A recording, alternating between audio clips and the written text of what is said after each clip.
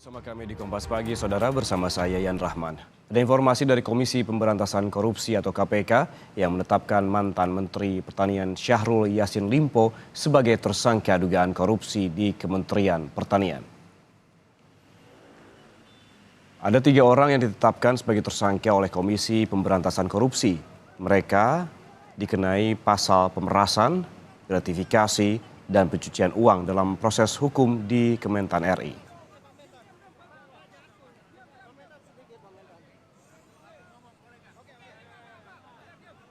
Berproses sehingga diperoleh kecukupan alat bukti untuk dinaikkan ke tahap penyidikan dengan menetapkan dan mengumumkan tersangka sebagai berikut. 1. SYL, Menteri Pertanian Republik Indonesia, periode 2019-2024. 2. KS, Sekretaris Jenderal Kementerian Pertanian Republik Indonesia. Ketiga adalah MH, Direktur Alat dan Mesin Pertanian, Direktorat Jenderal Prasarana dan Sarana Pertanian, Kementerian Pertanian Republik Indonesia. Bukan hanya mantan Menteri Pertanian Syahrul Yassin Limpo, KPK juga menetapkan Sekjen Kementan Kasdi Subagiono sebagai tersangka. Penyidik langsung melakukan penahanan terhadap Kasdi selama 20 hari ke depan. Yang melibatkan mantan Menteri Pertanian Syahrul Yassin Limpo dan beberapa pejabat lainnya telah menjadi sorotan media. Berikut adalah latar belakang kasus korupsi tersebut. Pada Januari 2023, KPK mulai menyelidiki dugaan korupsi di lingkungan Kementerian Pertanian setelah menerima laporan dari masyarakat. Pada Juni 2023, KPK menggelar perkara dan menetapkan 3 calon tersangka, yakni Syahrul Yassin Limpo, Kasdi Subagiono, dan Muhammad Hatta.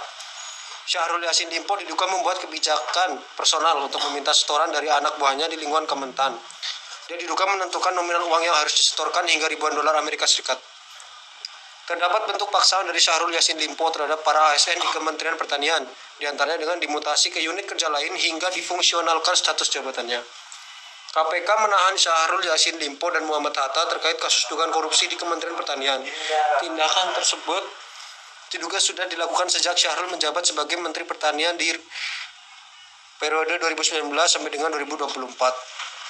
KPK juga mengungkapkan adanya aliran penggunaan uang sebagaimana perintah Syahrul Yassin Limpo untuk ditunjukkan kepentingan Partai Nasdem dengan nilai miliaran rupiah. Total uang yang diduga telah dinikmati oleh Syahrul Yassin Limpo bersama 2 tersangka lainnya berjumlah 13,9 miliar. Uang itu diduga bersumber dari markup dan meminta ke vendor. Kasus korupsi di Kementerian Pertanian itu menunjukkan pentingnya pemberantasan korupsi di Indonesia. KPK sebagai lembaga anti rasuah harus terus melakukan tindakan tegas dan mengungkap kasus-kasus korupsi yang merugikan negara dan masyarakat. Latar belakang kasus korupsi di Kementerian Pertanian yang mengakibatkan Menteri Syahrul Yassin Limpo dan beberapa pejabat menjadi tersangka adalah sebagai berikut. Syahrul Yassin Limpo atau disingkat SYL menjabat sebagai Menteri Pertanian RI untuk periode 2019 hingga 2024 di Kementerian Pertanian Republik Indonesia. Selama kepemimpinannya, SYL mengangkat dan melantik Kasdi Subagiono sebagai Sekretaris Jenderal Kementerian Pertanian dan Muhammad Hatta sebagai Direktur Alat dan Mesin pada Direktorat Jenderal Prasarana dan Sarana Pertanian Kementerian Pertanian. Terdapat bentuk paksaan dari SYL terhadap para aparatur sipil negara atau ASN di Kementerian Pertanian, antara lain dengan melakukan mutasi ke unit kerja lain dan difungsionalkan status jabatannya. Kasdi Subagiono dan Muhammad Hatta selalu aktif menyampaikan perintah SYL dalam setiap forum pertemuan, baik formal maupun informal, lingkungan Kementerian Pertanian. Penerimaan uang dilakukan melalui Kasdi Subagiono dan Muhammad Hatta sebagai representasi sekaligus orang kepercayaan dari SYL. Penerimaan uang ini dilakukan secara rutin setiap bulannya dengan menggunakan pecahan mata uang asing. Penggunaan uang oleh SYL yang juga diketahui oleh Kasdi dan Muhammad Hatta antara untuk pembayaran cicilan kartu kredit, cicilan pembelian mobil Alphard milik SYL dan perbaikan rumah. Penanganan kasus korupsi di Kementerian Pertanian diwarnai dengan dugaan pemerasan oleh pimpinan Komisi Pemberantasan Korupsi atau KPK terhadap Syahrul Yassin Limpo. Polda Metro Jaya sedang menyelidiki dugaan pemerasan tersebut. Kasus ini berujung pada pengunduran diri Syahrul dari jabatan sebagai Menteri Pertanian. KPK secara resmi mengumumkan Syahrul Yassin Limpo, Kasti Subagiono, dan Muhammad Hatta sebagai tersangka dalam kasus dugaan korupsi di Kementerian Pertanian.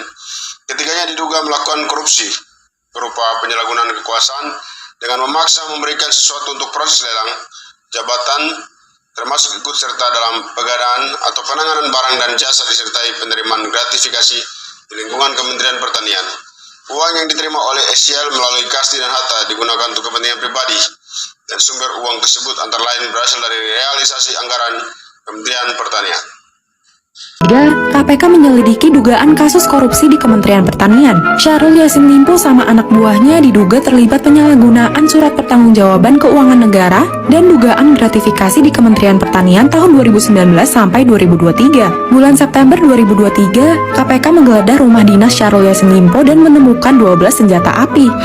Kira-kira buat apa ya? Enggak cuma senjata api, KPK juga temuin dan sita beberapa jenis mata uang yang nilainya mencapai 30 miliar rupiah. Senjata api dan uang ini diduga terkait sama perkara korupsi. Selain itu ada juga sejumlah dokumen dan bukti elektronik yang terkait sama tindak pidana yang ditemukan di kantor Syahrul Yassin Limpo di Kementan. Juru bicara KPK Ali Fikri bilang ada indikasi upaya penghilangan dokumen yang jadi bukti kuat adanya aliran uang ke para tersangka di perkara ini. Kalau kata Menko Polhukam Mahfud MD, status Syahrul Yassin Limpo udah jadi tersangka. Setelah KPK menggeledah rumahnya, Syahrul hilang kontak di luar negeri setelah pergi ke Spanyol untuk kunjungan kerja. Bisa pas banget nih timingnya. Kalau kata Bendahara Umum Partai Nasdem Ahmad Saroni, Syahrul nggak hilang kontak, tapi lagi menjalani pengobatan prostat sebelum pulang ke Jakarta. Kalau menurut imigrasi, Syahrul seharusnya balik dari Roma tanggal 30 September dan sampai di Jakarta keesokan harinya. Tapi sampai tanggal 3 Oktober 2023, Syahrul belum tercatat masuk ke Indonesia. Tanggal 4 Oktober 2023, menurut Dirjen Imigrasi,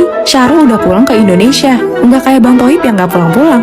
Setelah sampai di Jakarta, tanggal 5 Oktober 2023, Syahrul mengundurkan diri dari jabatan menteri. Rasanya harga diri jauh lebih tinggi daripada pangkat maupun jabatan. Biarkan saya hadapi. Budaya saya dari sana. Kalau berani berbuat harus berani. Selanjutnya ada tersangka yang diduga telah melakukan tindak pidana korupsi di lingkungan Kementerian Pertanian Republik Indonesia. Tersangka pertama ada Dr. Haji Syahrul Yassin Limpo, SH MSc MH, yang merupakan seorang Menteri Pertanian Republik Indonesia periode 2019 sampai dengan 2024. Kedua ada Kasti Subagiono yang menjabat sebagai Sekretaris Jenderal Kementerian Pertanian Republik Indonesia, yang selanjutnya dilakukan penahanan kepada yang bersangkutan selama 20 hari pertama, terhitung sejak tanggal 11 sampai dengan 30 Oktober 2023 di Rutan KPK.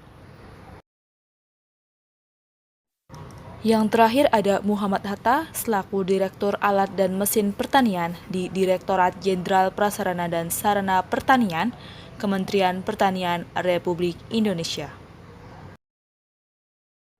Selain dilakukan penahanan terhadap Kasti Subagiono, KPK juga menghimbau kepada para tersangka lainnya untuk kooperatif dan hadir memenuhi panggilan tim penyidik. Kabar Komisi Pemberantasan Korupsi atau KPK menetapkan Menteri Pertanian Syahrul Yassin Limpo menjadi tersangka heboh selama 1 pekan belakangan ini. Bermula dari penggeledahan yang dilakukan KPK di rumah dinas Syahrul terkait bersama-sama menyalahgunakan kekuasaan dengan memaksa memberikan sesuatu untuk proses lelang jabatan, termasuk ikut serta dalam pengadaan barang dan jasa, disertai penerimaan gratifikasi di lingkungan Kementerian Pertanian. Dalam konstruksi perkaranya yang diduga,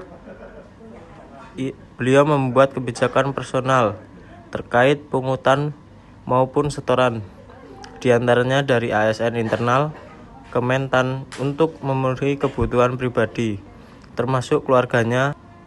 SYL menginstruksikan dengan menugaskan KS dan MH melakukan penarikan sejumlah uang dari unit eselon 1 dan 2 dalam bentuk penyerahan tunai, transfer rekening bank, hingga pemberian barang maupun jasa.